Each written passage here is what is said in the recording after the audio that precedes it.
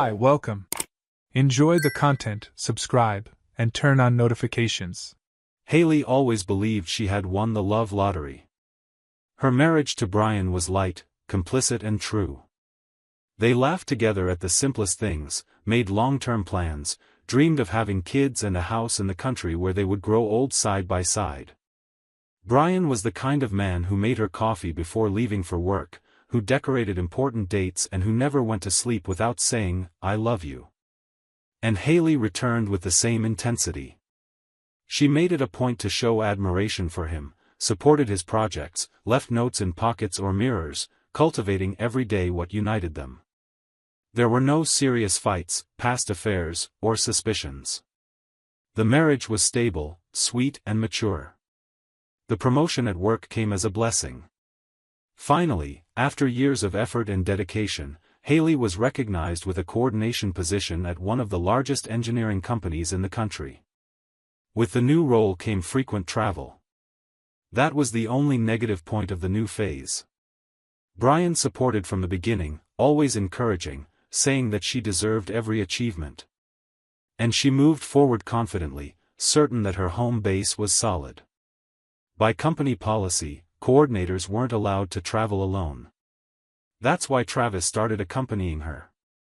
An experienced engineer, easy on the tongue, always kind and good-humored, Travis was an efficient work partner admired by all. He often talked about his wife, Amanda, with whom he had been married for almost a decade, and his young daughter, who seemed to be the center of his world. His stories at informal meetings usually involved some affectionate gesture from his wife or some funny mischievous act from his daughter. You could feel that he valued his family very much. That's why Haley never saw him as a threat. In the first 4 trips, the contact between them was light and professional. They shared spreadsheets, presented proposals, and dined after events like civilized colleagues. They laughed a lot, talked about work, series, travels and food. Haley even mentioned to Brian how helpful Travis was. And Brian never showed jealousy. He trusted her completely, as he always did. But on the 5th trip, things changed. The event was in Chicago. The schedule had been intense since early morning. After hours in meetings, the two decided to have dinner at the hotel restaurant. They ordered wine, toasted to the closing of an important contract and stayed longer than usual. The conversation flowed more freely, less filtered. Travis told about a difficult moment from the past with his wife, when they almost separated because of a financial crisis. Haley was moved. In response, she shared an old fear, the fear of losing herself while pursuing success. They understood each other there, at that vulnerable point, when they lowered their defenses and stopped being just work colleagues. After a few more glasses, they walked back together down the silent corridor. Neither of them said anything, but also nobody backed away. When they reached Haley's room door, she hesitated. Travis stopped. They looked at each other for a few seconds. Then, in a way almost silently, they entered together. It was fast. Without promises, without real affection, without the weight of a romance. It was as if both were trying to fill a temporary need, anesthetize some hidden pain. Haley woke up with a tight heart, still shocked by what had happened. When she looked around, Travis was already getting dressed. With a low gaze and tense shoulders, he just said, "That was a mistake. I'm sorry, Haley. That shouldn't have happened." He left and closed the door without waiting for a response. Hours later, she found out that he had advanced the flight. He didn't return to the event. Cancelled everything, took a taxi directly to the airport and boarded home as if fleeing could erase what they had done. Haley, on the other hand, remained there. With the body present and the mind in collapse. She felt as if she had fallen into an abyss without understanding how. It was as if she had lost something she didn't even know was at risk. The room seemed colder. Every corner now seemed judgmental. It wasn't just the physical betrayal.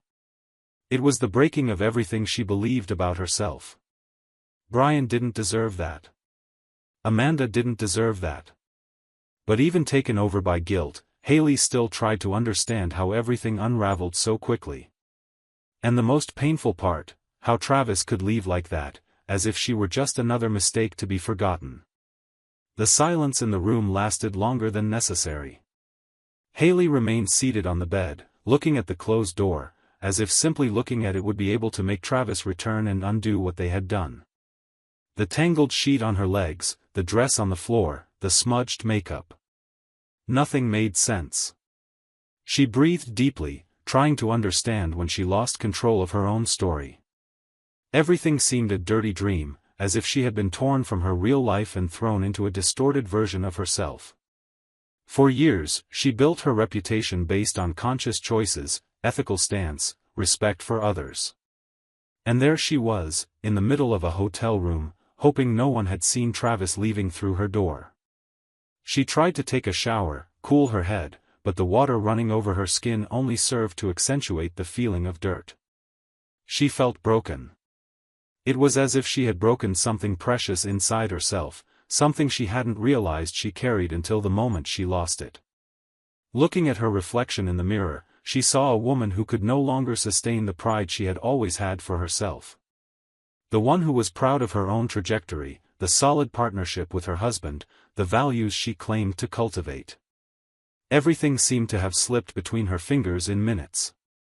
Still at the hotel, she called Brian as usual, but her voice tone gave something different away. He didn't notice. He spoke excitedly about the weekend they were planning, commented that he had already bought her favorite wine. She smiled lightly, unable to say anything relevant. She wanted to tell, wanted to confide, but was paralyzed. They ended the call with declarations of love, as if everything was normal, as if what had happened hours ago didn't exist. And this contrast between what she lived and what he believed destroyed her more than the mistake itself. The next day, she finished the professional event with a controlled face, pretending everything was in order. She got on the plane back as if fulfilling another routine mission. But inside, her chest was chaos, regret and fear. She tried to convince herself that she could deal with it alone. When she arrived home, she forced a smile, hugged Brian and did her best to look like the same woman before. Talked about the event, gave the gift she brought, sat at the table as if she was whole. But each of his gestures, each affectionate word, tightened the knot forming inside her. She felt small in front of the sincere love he offered without knowing what had happened. And that was exactly what hurt the most. Back at work, Travis didn't appear. She found out by email that he had requested a transfer to another unit of the company. The justification was vague, just said he needed a new professional challenge. That hit her strangely.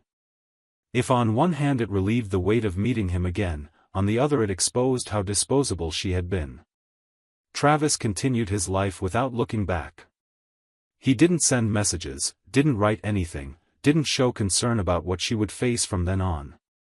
It was as if everything had been deleted, as if she was the reminder of a mistake he wanted to erase as soon as possible. The company environment also began to seem different. Even though no one knew, Haley felt watched. It was an invisible guilt, but suffocating. In the corridors, greetings seemed shorter. During meetings, she avoided looking people in the eye. She started working more hours, as if the effort could compensate for what she had done. She volunteered for extra projects, accepted responsibilities outside the scope, filled her agenda to avoid free time, because free time brought thoughts, and thoughts brought pain. At home, Brian continued to be the loving and attentive man he always was. But now, each of his gestures hurt. When he hugged her, she felt the weight of the deception. When he prepared dinner and left her favorite dish on the table, her stomach turned. When he excitedly talked about the names they chose for the children in the future, she could only think that she had stained what they had purest. And although she tried to act naturally, her body betrayed her. She had difficulty sleeping, woke up in the middle of the night sweating, reliving the scene in the hotel like a movie that didn't allow pause. On one of those days, she decided to write a letter. Not to deliver, but to try to organize her feelings. She wrote about how lost she felt, about the fear of destroying everything, about the shame she felt every time she looked at Brian. She poured out that she missed the lightness they had before, the innocence with which they planned the future. When she finished, she tore it all up. She felt that no apology would solve it. And yet, she lived each day as if it were a test of endurance. The awareness that no one knew gave the illusion of control. But Haley understood that she was living in countdown. That the truth, even silent, excavated the walls of the soul until it found an exit. And little by little, she began to notice that her energy to maintain the facade was running out. Smiles came with effort, words with delay. Even her mother noticed she seemed distant. She disguised it by saying that work was too demanding. And it was. But it wasn't just that. What was corroding her was the fact of knowing that, despite all the love for Brian, she had given in. Not for lack of character, but for weakness, for need, for a moment in which she let herself be carried by something she didn't even know existed within her. And the worst, she didn't know how to fix it. Brian didn't deserve to be betrayed, not even in thought. But he had been. And the weight of this invisible crime, committed by a woman who always took pride in being correct, pushed her into an abyss where forgiveness seemed unattainable. Even trying to move forward, something inside her had already broken forever. It was a common Sunday afternoon. The house was quiet, the smell of coffee still lingered in the kitchen, and Brian was organizing some papers on the dining room table. Haley flipped through a magazine, faking attention while her mind wandered. Both were in the same environment, but in completely different worlds. Until the phone rang. Brian answered without looking at the number. "Yes, it's me. Go ahead." The voice on the other end of the line caused his expression to change in seconds. His face became pale, his shoulders stiffened, and his eyes immediately searched Haley's, who was watching him straight. She noticed the shock, but didn't have time to ask anything. Brian remained there, still, staring at Haley as if he had just discovered that he was living with a stranger. But that call didn't come out of nowhere. A day before, on Saturday, Travis' confession had exploded inside his own home. He tried to hide, but he could no longer pretend.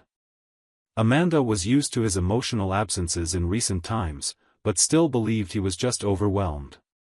That night, after putting their daughter to sleep, Travis asked her to sit down. His look already said something serious was coming. Amanda thought it was some problem at work. She never imagined she would hear Haley's name from her husband's mouth. Travis confessed. Straightforward, he said that during the last trip, the two went to bed. Said it was a mistake, that he regretted it, that afterwards they drifted apart, but that the guilt suffocated him. Amanda listened with a fixed face. Inside, each word was like a punch. When he finished, she just got up and went to the bedroom. Locked the door without saying anything. Travis slept on the couch, in silence, hugging his remorse. The next morning, Amanda had breakfast alone, without talking to him. But her head was boiling. So that same afternoon, and with the cell phone in hand, she made the decision that would transform another house besides hers. She researched Brian's name on social media, and found his cell number on Facebook. Brian. She knew that call would be like lighting a match inside a barn full of hay, but she felt she needed it. That the minimum justice, given the infidelity, would be to allow the other side to know the truth. From the other side of the line, Brian heard everything in silence. Amanda was direct, without beating around the bush or creating scenes. She said what she needed to say and, at the end, apologized for destroying something that wasn't hers. After hanging up, Brian didn't move. He stayed there, sitting, with the cell phone in his hand and the chest in pieces. When he looked at Haley, his voice was low but cutting. "You have something to tell me?" She froze. Her eyes widened, and her skin lost color. She tried to deny, stuttered some loose words, but the truth was already flowing through her gaze. In seconds, the lie lost strength. Brian stepped back a bit, and they sat on the sofa where they had dreamed together many times. She cried before even starting to speak. Confessed. Said it was a moment of weakness, that she regretted it right after, that she never saw Travis again, that she wished she could go back in time and undo everything. But Brian barely managed to listen. What hurt him wasn't just what happened, but what came after. She came back from the trip, slept beside him, told him she loved him, made plans for the weekend as if everything was intact. This farce destroyed him more than the mistake itself. Without raising his voice, without dramatizing, he just asked, "Pack your things." And with this simple sentence, he closed the most beautiful chapter of the two of their lives. Haley gathered some clothes, put them in the suitcase not knowing what to bring. No piece made sense. At the door, she turned to him as if asking for a last chance, but he looked away. There, in the cruelest silence she had ever known, she understood that some truths have the force of a hurricane. Even when said with sincerity, they destroy what seemed unshakable. And on that Sunday that seemed like any other, everything ended. Haley spent the first nights in a simple hotel, near work. It was as far as she could get from the house where she lived the best years of her life and, at the same time, as close as possible to the routine she could still sustain. During the day, she performed her functions excellently. At night, she faced the ceiling of the room, trying to understand how she was capable of destroying everything she loved the most. She tried to call Brian. Sent messages, wrote emails. But he didn't even respond. He was determined. The man who once made her coffee now didn't want to hear her voice. The divorce went quickly, without fights, without arguments, without chance of reconciliation. Brian signed the papers with the same coldness with which he had sent her out of the house. He didn't want explanations. And that hurt even more. Haley carried the weight of not having even had the opportunity to rebuild or fix what she broke. And despite everything, she continued at the company. She needed something that still made sense, something that hadn't been contaminated by everything that happened. As for Travis, the story took another turn. After the initial shock, Amanda decided to try to rebuild the marriage. She forgave her husband, but nothing went back to what it was before. The climate between them became heavy.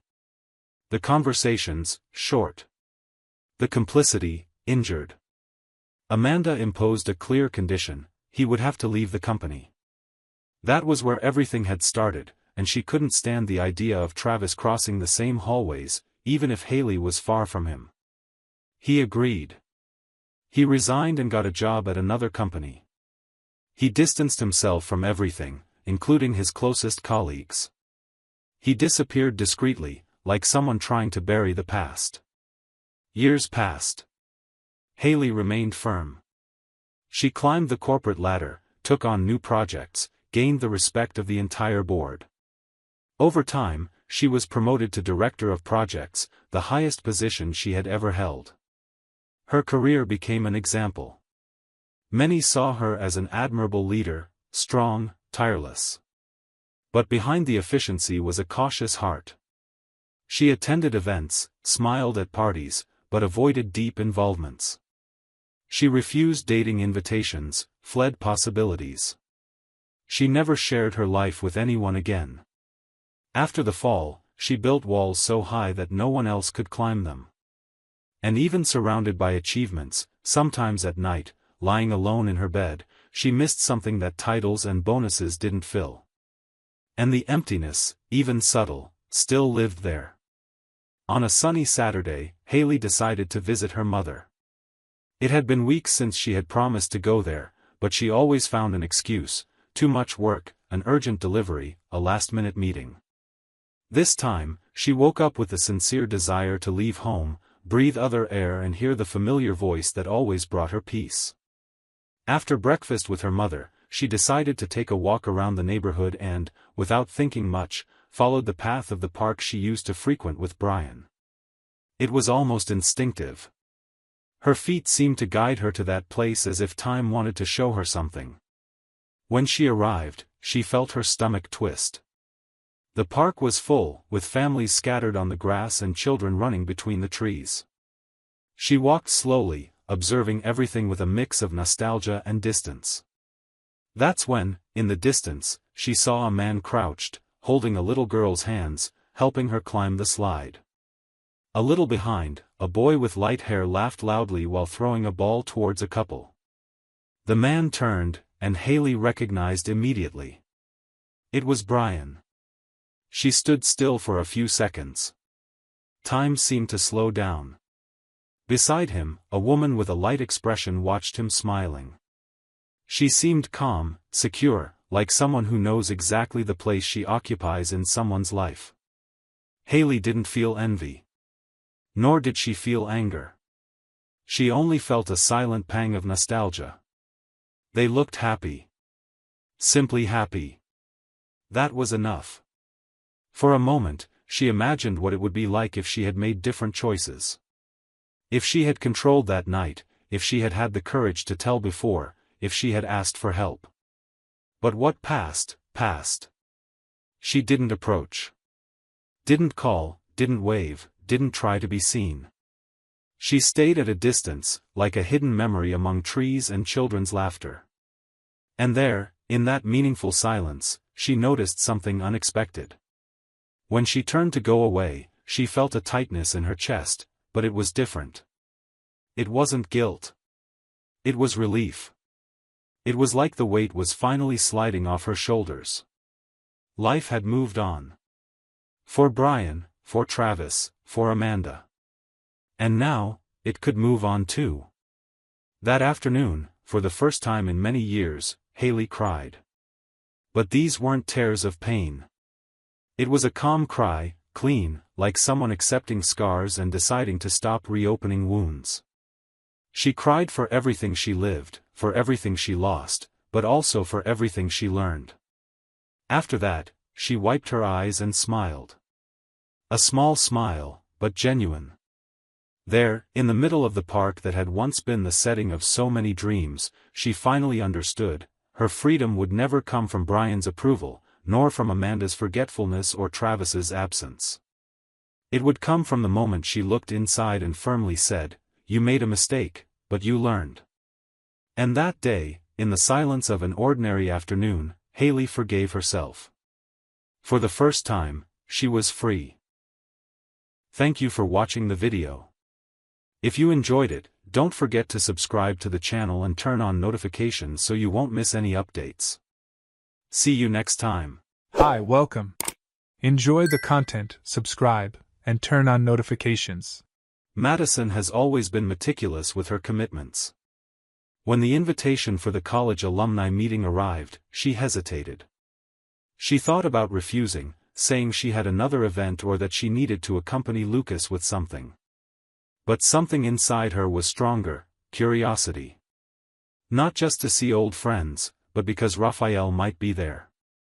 It had been years since they last saw each other, and yet his name occupied a space she would never admit out loud. Lucas suggested she go, even excited about the idea. He said she deserved a light night, to relive good times. She smiled, thanked him, and went ahead with the plan, carrying inside her a nervousness she pretended was common anxiety. Raphael was there.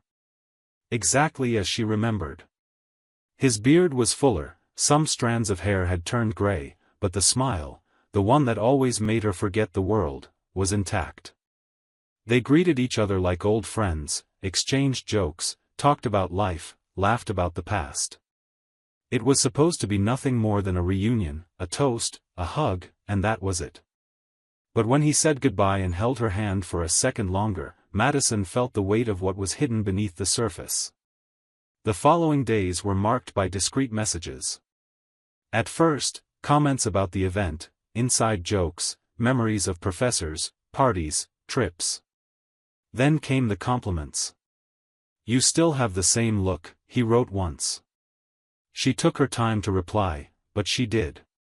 And when she did, she gave the excuse that she was just being polite.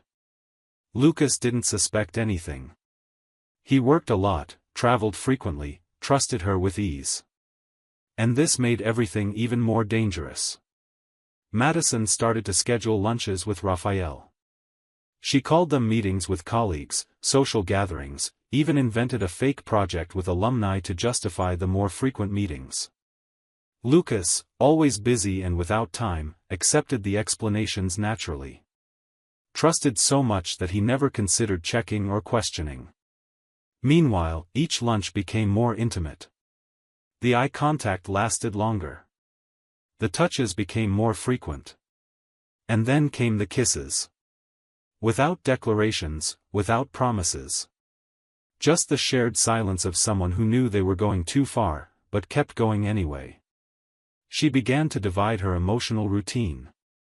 Her daily life with Lucas was stable, predictable, full of affection, but also of comfortable silence. With Raphael, everything seemed more alive. Every unexpected message brought an adrenaline rush. Every meeting felt like an escape from the reality she herself had built.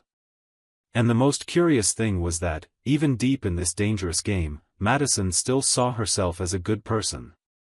As if it was just a phase, a small deviation. Something that could be forgotten later, swept under the rug when life returned to its tracks.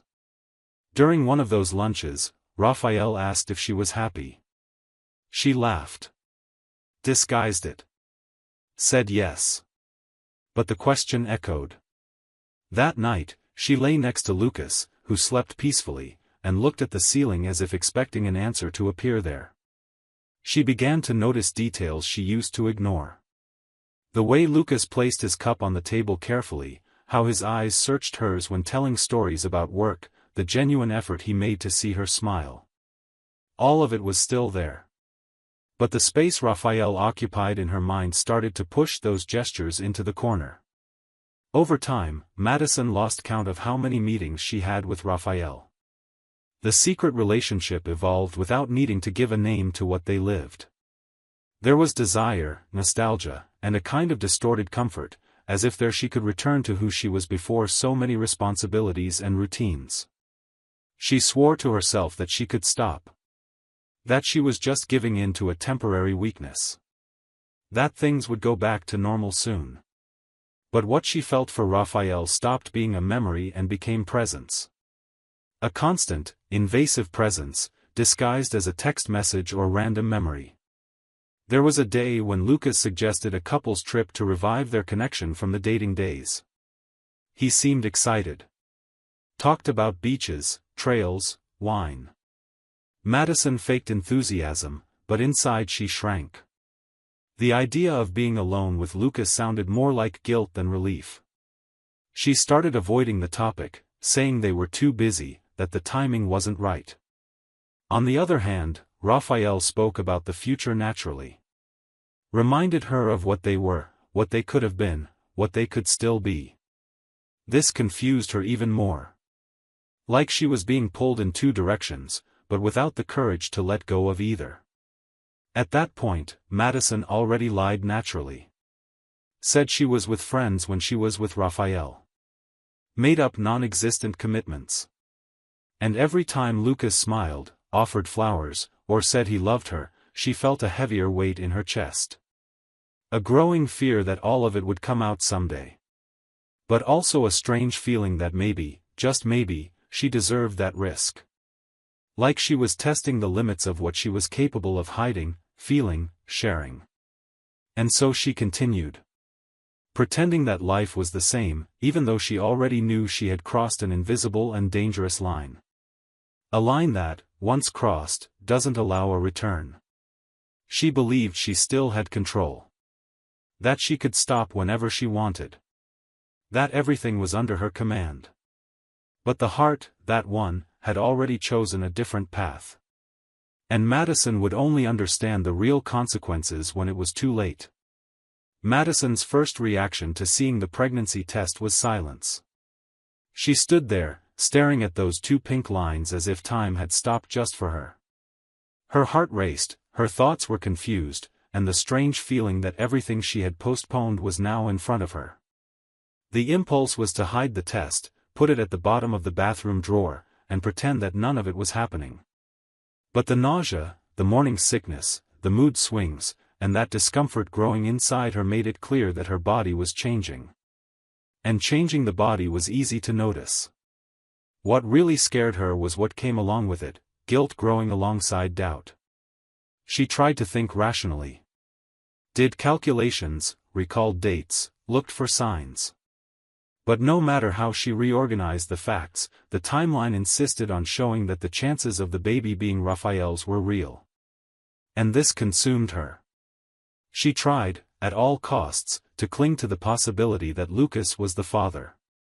Not just because he deserved it, but because it would simplify everything. If the baby was his, she still had a thread of hope.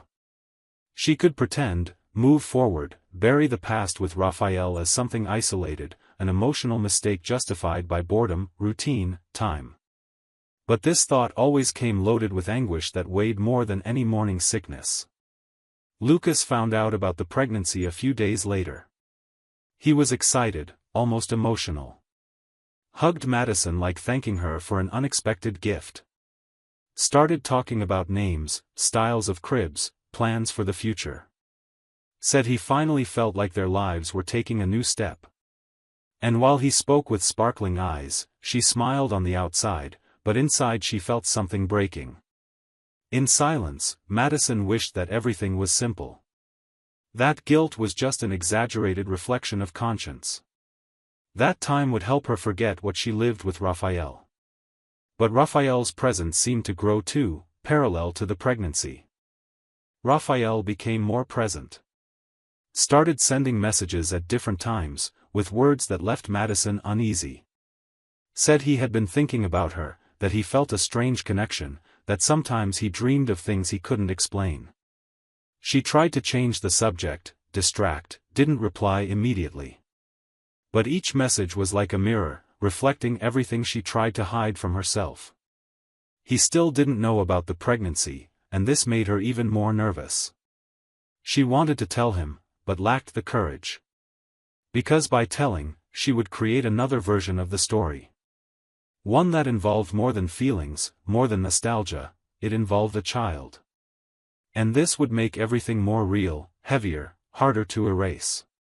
She even wrote a message to him telling him. Typed everything. Each detail, each sensation, even the fear she felt. Stared at the text for minutes, then deleted it. Thought about calling, but gave up. Thought about writing a letter, but found it childish.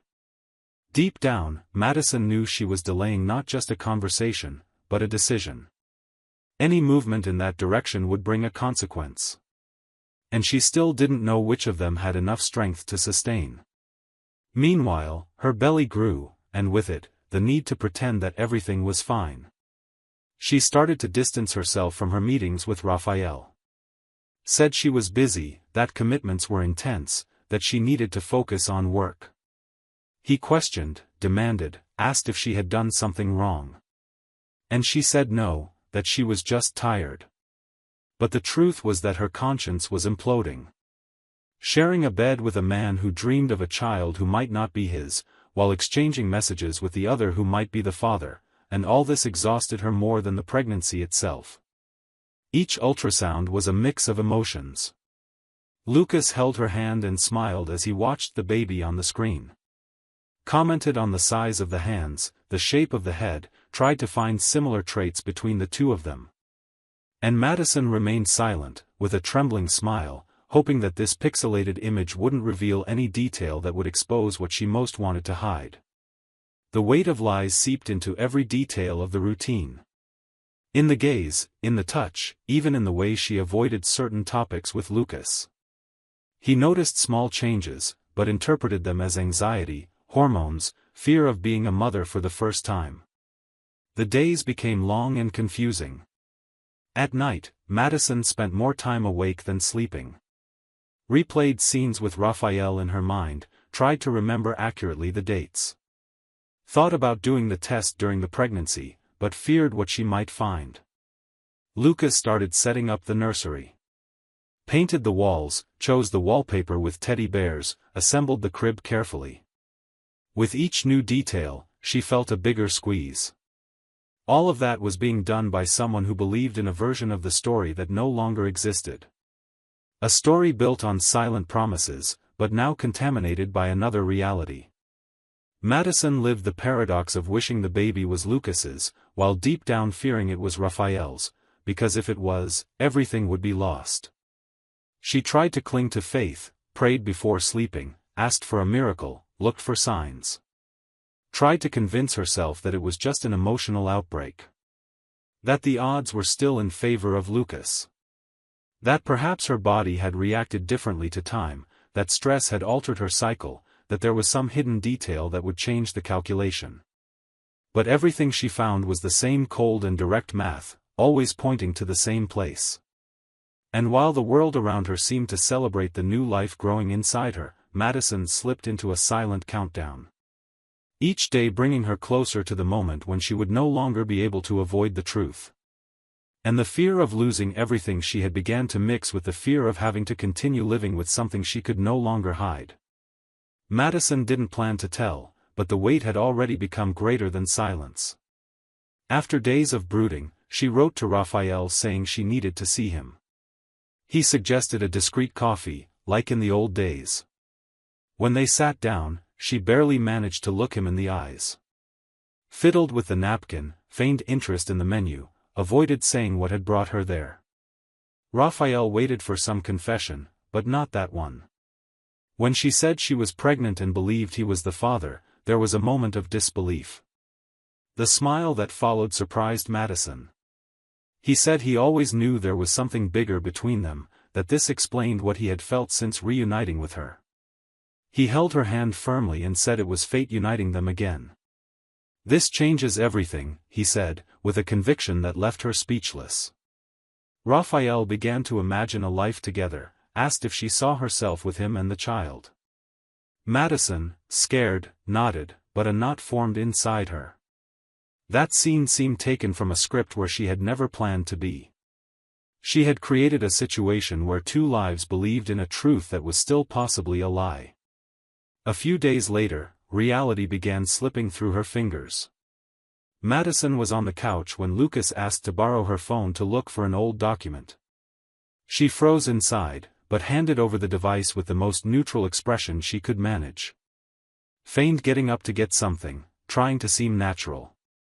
From the other side of the room, Lucas touched the screen, looking through files and old emails. Until he stopped. He stayed still, staring at the notification that had just appeared. A short, clear, definitive message: "I can hardly wait to see our son grow." Raphael's name was printed at the top. His face lost its shine. He slowly raised his eyes, as if needing to confirm that this was real. His body didn't tremble, but the silence seemed louder than any reaction. Madison approached. Tried to say something, but her voice failed. Lucas simply extended the phone, without raising his tone, without making a scene. He just said, "What is this?"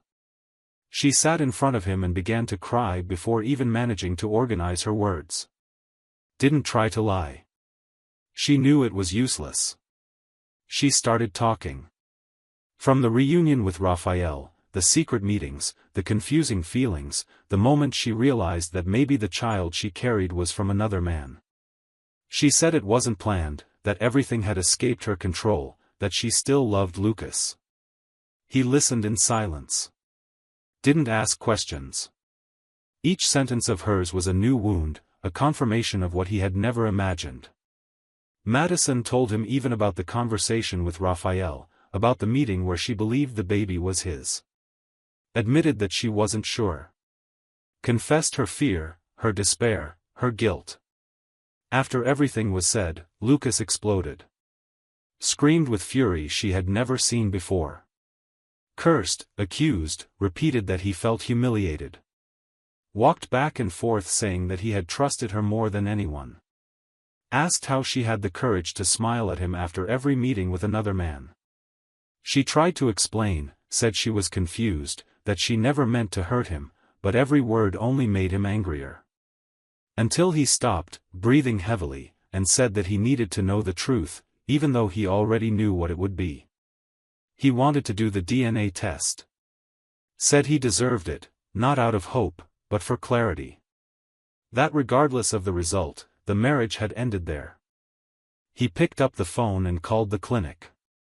Booked the test for 2 days later. Hung up without looking at her, went to the bedroom, threw a suitcase onto the bed, and started filling it with clothes. She remained motionless, silently listening to the sound of zippers and opening drawers. Lucas left the house shortly after, without giving any deadline for returning, without saying where he would sleep. Just grabbed the car keys and left. The door closing behind him sounded like the end of something that until recently seemed indestructible. The next 2 days were a silent torture. Madison barely ate. Slept little, and when she did, woke up from confusing dreams with faces judging her. Thought about the child, tried to talk to him as if he could already hear her, asking for forgiveness before he even understood what it meant to be betrayed. When the test day arrived, she and Lucas didn't exchange words. Entered the clinic like strangers. The nurse explained the procedure, collected the samples, and said the results would be ready in a week. Lucas thanked her, left without looking back. She left by another route. During that week, Madison gathered courage and called Raphael. Told him everything. Said that Lucas had found out, that the test had been done, that he had left home, and that the marriage was on the brink. From the other side of the line, Raphael fell silent for a moment, and then replied with a phrase that left her conflicted. Said he didn't celebrate her suffering, but that he felt relieved. That now the path was free. And that maybe, after all, they could finally be what life tried to prevent back then. Madison hung up and stared into nothing, unsure whether it was hope or just the extension of another wrong decision. The week passed as if each hour had the weight of a day. Madison felt time flowing around her while trying to keep her mind occupied. The phone never left her side. At any moment, the call from the clinic could arrive. And it did. A polite voice confirmed that the test result was available. She hung up and called Lucas, who answered with a dry voice. He said he already knew, that he had read the email. The baby was his. He didn't celebrate, didn't show relief, just confirmed what seemed not to change what was already decided. Madison asked if they could talk. He said there was nothing to talk about. His voice was firm, but burdened with bitter frustration. The dream of becoming a father, which he had nurtured for so long, had taken a distorted form. He imagined this experience as something pure, shared, full of love and complicity. It didn't involve doubt, nor a test, nor infidelity. Lucas spent a few minutes in silence after she insisted. Then said that he had thought a lot, that he had time to feel anger, pain, and weigh everything he had lived with her. And now that he knows the child is his. And precisely because of that, the child will be raised with love. Said that the child didn't deserve to carry the weight of the choices his parents made. That he would be a present, caring father, who would be there for every stage of the child's life. But that he couldn't look at her anymore without remembering everything that was broken. The trust he had in Madison, once intact, was now a painful memory. He concluded by saying that he had initiated the divorce process. That his lawyer already had the documents and that she would be notified in the coming days. When he hung up, Madison was paralyzed. That confirmation, although expected, weighed more than she imagined. Lucas had decided to continue as a father, but not as a husband. The chance to rebuild what they had dissolved like fragile glass in trembling hands. She tried to recompose herself. Took a deep breath and grabbed her phone. Called Raphael. He answered on the second ring. She told him, without beating around the bush, that Lucas had initiated the separation process.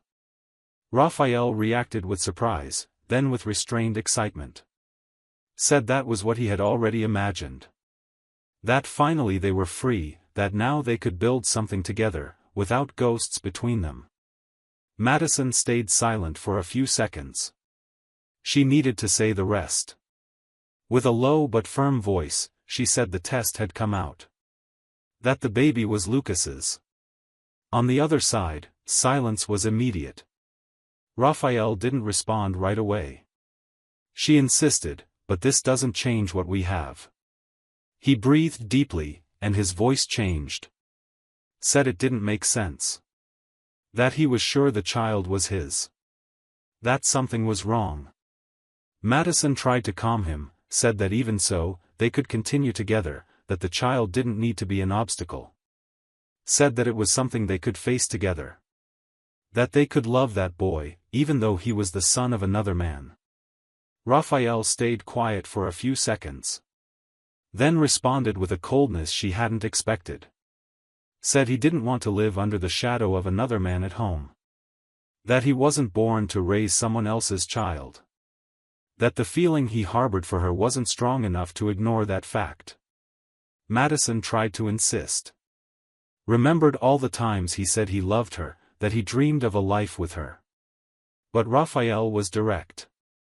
Said that this child changed everything. That he needed to move on with his own life, and that she should do the same.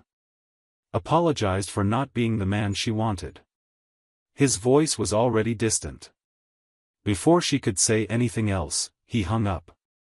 She stayed there, with the phone still in her hand, staring at the emptiness. Heavy breathing, dry throat.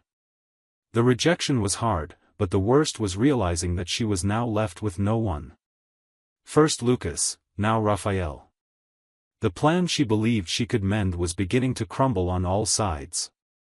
She tried to type something, but the words wouldn't come. The only certainty in that moment was the child she carried. Everything else, the promises, the loves, the expectations, had all dissolved at the same speed she crossed that line months ago. And there was no turning back.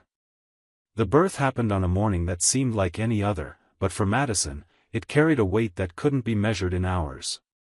The pains came intense, with little warning, and when she realized, she was already in the maternity ward with nurses adjusting equipment and doctors asking if anyone from the family would come. She called Lucas with a trembling voice, thinking he might hesitate, that maybe he would say it was better for her to go through it alone. But to her surprise, he said he was on his way. Arrived even before the team released the delivery room. Put on the gown, tied his hair back, and held her hand firmly when the contractions took over. Lucas stayed throughout the labor. Encouraged, comforted, cried. When the baby was born, he held him first. Placed the child in her arms as if holding the whole world. Smiled, looked at Madison, and said that despite everything, that boy was part of him. And that he would care for him with all the love possible. There was no reconciliation in that moment, no promises about a new beginning. But there was respect, presence, and a truth spoken with the eyes, that child would be loved, despite the story behind his arrival. Time passed. Lucas kept all his promises. Went to the appointments, visited the child on weekends, took him to checkups. In the first months, the relationship between him and Madison was cordial. Few words, practical exchanges about schedules, feeding, medicine. But always with care, especially when the child was around. He grew healthy, smiling, and showed affection for both. It was as if, even small, he understood that between the two of them, there was something too delicate to explain. On the first birthday, Madison decided to throw a small party at home. Brought balloons, ordered a simple cake, invited close family. Lucas arrived with the gift already wrapped and the child on his lap. He brought someone with him. A woman with a serene appearance, an easy smile, gentle gestures. Greeted everyone with kindness, including Madison, who only returned with a discreet nod. It was Lucas's new girlfriend. And there, for the first time, Madison realized that the place that once belonged to her had already been filled.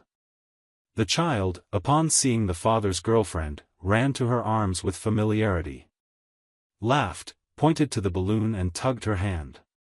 Madison watched from afar, with a glass in her hand and an internal silence that cut more than any word. Everyone smiled, took pictures, sang happy birthday. She, still alone, watched this new configuration of her own story forming before her eyes. The past no longer weighed on Lucas's shoulders. And his future, it seemed, already had another companion. Meanwhile, she remained there, in the same place where it all began, holding the memory of choices that cost more than she could calculate. And now, only remained to learn to live with it. Thank you for watching the video. If you enjoyed it, don't forget to subscribe to the channel and turn on notifications so you won't miss any updates. See you next time. Hi, welcome. Enjoy the content, subscribe, and turn on notifications. Alicia always believed that protecting Vanessa was part of who she was. Since they were little, she was the one who defended, calmed, and covered for her younger sister's mistakes so their parents wouldn't find out. And that instinct never disappeared, even after they grew up and got married with separate lives. Vanessa always had a more free-spirited, impulsive nature, while Alicia was more rational and reserved. Maybe because of that, when she first saw the messages on Vanessa's phone, she didn't react like anyone else would. They were at her house, helping organize boxes of old photos, when Vanessa's phone vibrated with a notification. It was unlocked. A quick, direct message from someone named Brad, "Can't wait to see you again." Alicia pretended not to see it, but she remembered the name. Minutes later, she saw Vanessa smiling at the screen by herself. That bothered her, but she swallowed the doubt. Brad. The name wasn't new. A college classmate, she remembered. Vanessa always spoke about him with a different kind of light in her voice. Alicia thought it was just nostalgia, until she started noticing a pattern. Vanessa always came up with excuses to go out alone. She invented meetings, courses, even visits to friends who weren't actually seen anywhere. The third time in less than a month that Vanessa canceled dinner with Lucas, saying she was swamped with work, Alicia understood. The affair was real. And more than that, it was recurring. It was happening right under everyone's noses. Every day, Alicia carried this secret alone. She thought about confronting her. Thought about telling Daniel, her husband. But the fear of destroying the family was stronger. It always was. Vanessa had been married to Lucas for 6 years. He was a sweet, kind man who always treated both of them with respect and affection. He was the kind of husband who remembered birthdays, helped with holiday dinners, and did the dishes even as a guest. Alicia felt her stomach twist just thinking about his expression if he found out everything. So she chose silence. Preferred to believe it was temporary. That Vanessa would put things back in order. That it was just a detour, a moment. And so, she started carrying the lie every day. But the problem with keeping a secret is that it starts to change from the inside. Alicia became more restless, less present. She avoided gatherings with all 4 of them. When they went to visit their parents, she made up headaches, changed the subject when Daniel asked what was going on. She could no longer look Lucas in the eyes. The worst part, however, was pretending for Daniel. He had always been an honest man, the kind who trusts until proven otherwise. And up until that point, she had never given him any reason for doubt. They shared everything, secrets, plans, joys, frustrations. But now there was something between them. Something that Alicia knew, if she told, would break them. And if she hid it, would break her from within. On a regular afternoon, Vanessa showed up at her house without warning. She brought a bouquet of flowers and a smile on her face. She talked animatedly about a business trip, while Alicia watched in silence, trying to find signs of regret. There were none. None at all. It was as if she was living 2 lives. The faithful wife in front of Lucas, and the passionate lover with Brad. When Alicia finally asked if it was going to last much longer, Vanessa simply laughed. Said that Brad made her feel alive. That with him, she remembered who she was before she got married. You understand, right? She asked. And Alicia, with a lump in her throat, just nodded, unable to say anything. After that conversation, Alicia started having trouble sleeping. She spent nights staring at the ceiling, imagining how all of this would end. She was afraid that Lucas would find out the hard way. She was afraid that Daniel would also find out and wouldn't forgive the fact that she had chosen to hide it. The dilemma was unbearable. She was trapped between two important bonds, loyalty to her sister and the truth she owed her husband. And though she tried to justify it to herself, she knew that either choice would come at a high cost. The situation became even more delicate when, at a family barbecue, Lucas approached Alicia to ask if Vanessa was going through some kind of problem. He said that his wife had been distant, cold, and that he felt like she had her head somewhere else. Alicia almost cried right then. She felt like grabbing that man by the shoulders and telling him everything. But she just smiled and said maybe it was just work stress. Lucas thanked her and went to get a drink, leaving Alicia with a bitter taste in her mouth. At that moment, she realized she was betraying the trust of everyone, including her own. One Friday afternoon, Alicia was at home organizing some things when she received an unexpected call from Lucas. His voice was calm, but carried a hint of uncertainty. He asked if Vanessa had spent the afternoon with her. Confused, Alicia hesitated for a moment and replied with another question, why? It was then that Lucas said, naturally, that Vanessa had just arrived home and mentioned she had spent the day with her sister. Taken by surprise and unsure how to react, Alicia took a deep breath, tried to sound natural, and confirmed, yes, she was here with me. Lucas thanked her, apologized for the inconvenience, and hung up, leaving Alicia with a racing heart and a bitter taste in her mouth. The next day, Alicia looked for Vanessa and, still trying to contain her irritation, snapped, "How do you involve me like that? You could at least warn me." Vanessa shrugged and, with a light smile, replied, "Relax. Lucas trusts you."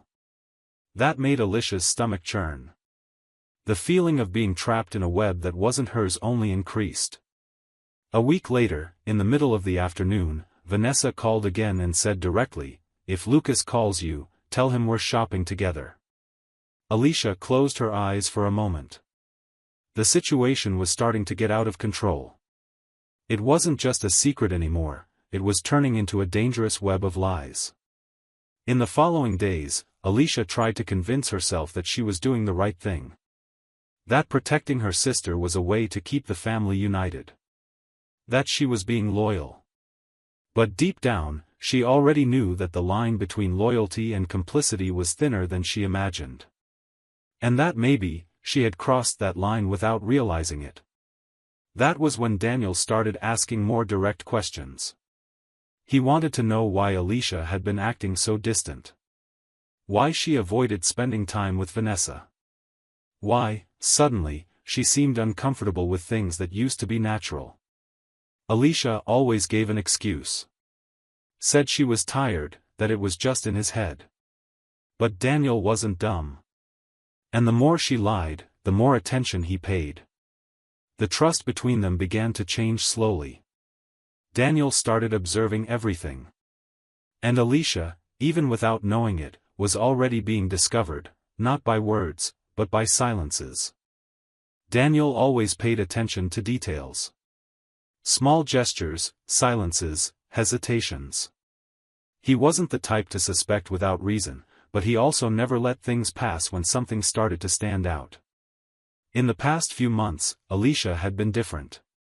She avoided certain events, changed the subject easily, and seemed uncomfortable whenever Vanessa was the topic of conversation.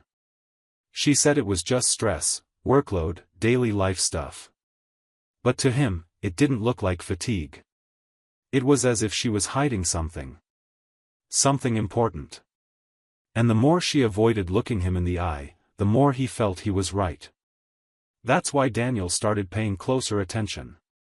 He noticed the timings, the side conversations, the reactions. One time, during a family lunch, he noticed how tense Alicia became when Vanessa mentioned a tiring business trip, according to her. Lucas praised his wife, saying she was dedicated and hardworking. Alicia smiled strangely and stayed silent for too long. Daniel noticed. These were details that would escape distracted eyes, but for him, they were all there, screaming. That night, while washing the dishes, Daniel said only one sentence: "You and Vanessa are different." Alicia replied that he was imagining things and went back to talking about the menu for the next weekend's dinner. But that had planted a concrete doubt. And Daniel, even reluctantly, started putting pieces together. He began observing more carefully the actions of Vanessa, the schedules of Alicia, and the recurring excuses they both gave at different times. He started noticing that whenever Vanessa said she was busy or traveling for work, Alicia also distanced herself from family events or made up reasons not to attend. The patterns repeated.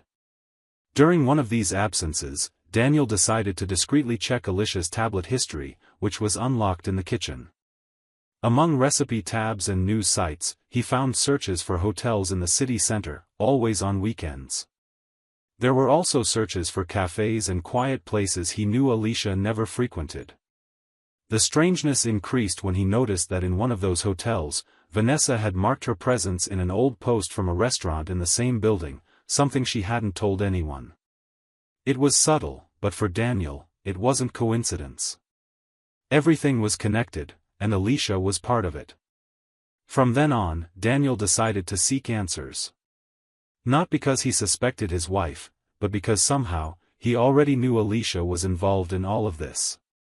He didn't need confirmation. He needed to understand how far it went.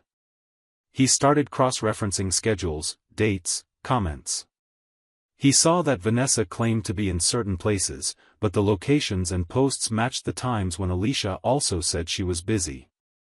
The coincidence happened too often to be just that. At one point, Daniel even considered hiring someone, but he preferred to trust his own intuition. One common night, already in bed, he asked if Alicia thought Vanessa was happy in her marriage. The answer came quickly: "Of course she is." But the way she looked away, the way she clenched her fingers, gave away more than she intended. It was the kind of rehearsed response, meant to keep a structure standing. And Daniel understood that Alicia knew. Not exactly what, nor for how long, but she knew. And she was lying. This hurt him more than anything else. The woman he shared everything with, who he always considered transparent, was now there, covering up a story involving lies, hidden meetings, and most importantly, someone he deeply respected, Lucas. It was late afternoon when Daniel arrived home early from work and heard voices coming from the study. Alicia was speaking softly on the phone, but when he approached the slightly open door, he realized it was a video call with Vanessa. At first, he thought about announcing his arrival, but one sentence froze his movements. Vanessa said she would go out to meet Brad at a cafe in the city center. Alicia, laughing quietly, responded lightly, "That cafe is perfect. Very private, nobody we know goes there. You two will be fine." The words came without weight, without guilt, as if she were encouraging an innocent adventure. Daniel leaned against the wall in the hallway, feeling his body heat up. It was no longer speculation. Vanessa was definitely cheating on Lucas, and Alicia was helping to hide it. When Alicia ended the call, Daniel stepped back and went straight to the bedroom. He grabbed his phone and typed the name of the cafe. It was small, discreet, hidden among some commercial shops. A perfect place for someone who wanted to remain unnoticed. He didn't say a word to Alicia or anyone else. He just took the car keys and left. Traffic seemed slower than usual, and each red light increased his anxiety. He tried to keep his breathing steady, but his heart beat strongly, as if it already knew what he would find. When he parked a short distance from the location, he observed through the glass window what would confirm everything: Vanessa, facing Brad, smiling, with her hands entwined with his. A few seconds later, she leaned in and kissed him. Long and intimate. As if it were something normal for the two of them. Daniel pulled his phone out of his pocket and started recording. Not out of revenge, but because he needed the truth documented. It was the only way to face what was coming next without being questioned. He recorded the gestures, the smiles, the kiss, the touches. After that, he put the phone back in his pocket and returned to the car. The drive back was silent. The steering wheel tight in his hands, his eyes fixed on the road, and in his head, the same question repeated on loop: why was Alicia doing this? The pain of betrayal didn't come only from what Vanessa was doing to Lucas, but from what his own wife had chosen to support. When he entered the house, he passed Alicia in the living room without saying anything. He went straight upstairs and locked the door. For the first time, he felt married to a stranger. The week passed with a heavy silence in the house. Alicia noticed that Daniel was strange, distant, but he limited himself to short answers and automatic gestures. He was polite, but cold. He no longer touched her. Avoided any long conversations. And unlike before, he no longer asked questions. Alicia thought it was just a phase. Maybe he was just tired from work or overwhelmed with some concern. But deep down, she knew. She knew a line had been crossed, but she didn't yet know how much. Daniel, on the other hand, kept everything under control. He had seen enough. Understood enough. He just needed to choose how and when to make all of it fall apart. And the moment came. On Sunday morning, he woke up before Alicia and made breakfast as he always did. She found it strange but didn't comment. Hours later, Daniel sent a message in the family group suggesting a dinner at home that night. He wrote that he wanted to gather everyone, that it had been a long time since they had seen each other calmly. Vanessa replied excitedly. Lucas also confirmed. Alicia smiled, relieved, thinking it was a good sign. Maybe Daniel was returning to normal. Maybe the bad mood was just stress. She spent the afternoon preparing the table, organizing everything as she did on birthdays. She set out the nice dishes, lit candles, and chose a soft playlist. When Vanessa and Lucas arrived, everything seemed normal. Hugs, jokes, compliments about the food. But Daniel didn't smile. He just watched. During dinner, the atmosphere was cordial. Vanessa talked about work, Lucas commented on a business trip coming up. Alicia tried to keep appearances, chatting about light topics, avoiding anything that might touch deep emotions. Daniel barely touched his food. At one point, he stood up, grabbed the TV remote from the living room, and said firmly, "Before dessert, I need to show you something." Everyone looked at him, surprised. He connected his phone to the TV, opened the gallery, and, without any introduction, pressed play. The video began. Vanessa and Brad, sitting in a discreet cafe, holding hands. Then, kissing. Long and without disguises. Silence took over the room. Alicia froze. Vanessa turned pale. Lucas continued watching the screen, paralyzed. Daniel paused the video, looked at Lucas, and said, "She cheated on you. And my wife knew. 4 months." Alicia tried to say something, but her voice failed. Vanessa stood up, stammered, said it wasn't what it seemed. Lucas looked at his wife for a second that seemed to last forever. Then, he stood up and left the house without saying a single word. Alicia went after him, but stopped at the door, without the courage to go further. Vanessa, alone, sat down again, her face shocked. Daniel looked at Alicia, the woman who once was his partner in everything, and said, "The worst betrayal wasn't hers. It was yours." Then he went upstairs and locked himself in the room. The dinner ended with cold plates, empty chairs, and the sound of a family that had been destroyed from within. The next morning, Alicia woke up alone. Daniel's side of the bed was made. There was no sign of him in the house, no note, no noise coming from the kitchen, as was customary. She stayed still for a few minutes, trying to understand if what had happened the previous night was really real.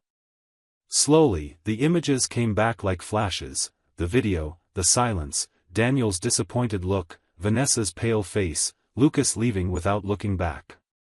That wasn't a nightmare. It was the new reality. Alicia walked around the house like she was on unfamiliar ground. Everything around her seemed the same, but something inside her had changed permanently. She tried calling Daniel, but the calls went straight to voicemail. She sent messages, which remained unanswered. During the afternoon, she called the company and found out he had taken a few days off. Alicia understood he was distancing himself. Not impulsively, but by choice. It was as if he needed space to breathe after swallowing everything he had discovered, and everything she had hidden. She spent the rest of the day in silence, with the phone in her hand, unsure whether she should try to talk to Vanessa or Lucas. Shame prevented her. Guilt was already crushing her. She tried convincing herself that all of this was caused by love for her sister, by fear of destroying the family. But the more she thought about it, the more she realized that this justification no longer supported anything. Vanessa also didn't appear. The last image Alicia had of her sister was the shocked face after watching her downfall projected onto a TV screen. They had always protected each other.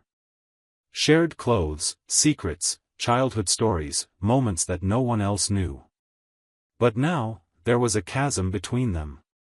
And that chasm had a name, a time, and a date marked, that dinner. Alicia tried writing a message, but deleted it before finishing. She knew that any word would sound hollow. There was no longer a way to pretend it was just a passing mistake. They drifted apart without discussing it.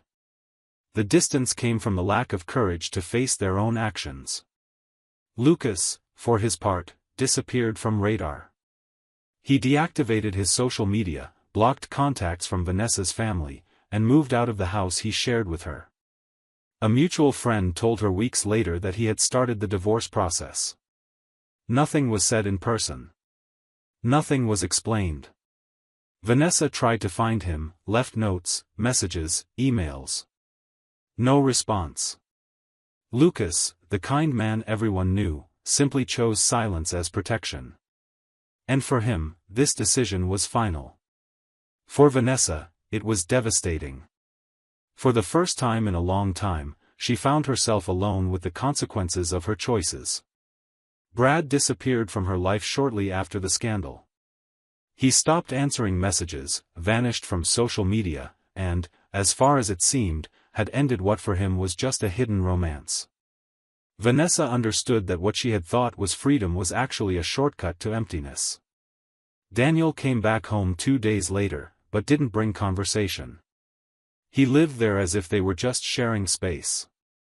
He arrived late, avoided any contact beyond what was necessary, and answered everything politely but without involvement. Alicia tried to start a conversation, tried cooking his favorite recipes, even tried apologizing more directly. But all her attempts hit an invisible wall he had raised to protect himself. On one ordinary night, she asked if they still had a future. Daniel replied calmly, "Trust is like glass. Once broken, it can be glued again. But it will never be the same." And he left the room as if that sentence had ended not just the conversation, but their entire story. A few days later, Alicia received an envelope from the law office that had represented Daniel years ago when they bought the house. Inside, she found the divorce papers. No letter, no explanation. Just the process, already started, waiting for her signature. She stayed there for hours, staring at those pages. That night, for the first time, she cried non-stop. Not because Daniel had left, but because she had allowed everything to reach that point. Because she had chosen the lie, believing it was protection. Because she had believed that keeping a secret in the name of the family made her loyal. When, in reality, she had crossed a line she should never have gone beyond. Life went on for everyone, but with deep marks. Alicia moved into a small apartment and slowly started over. Vanessa, out of pride or shame, avoided any attempt at reconciliation. The two, once inseparable, were now just memories of each other. Time passed, but the story remained alive, like a constant echo reminding that silence, when used to protect lies, can be as destructive as the betrayal itself. And sometimes, the worst disappointment comes exactly from the person you thought you knew best. Thank you for watching the video. If you enjoyed it, don't forget to subscribe to the channel and turn on notifications so you won't miss any updates. See you next time.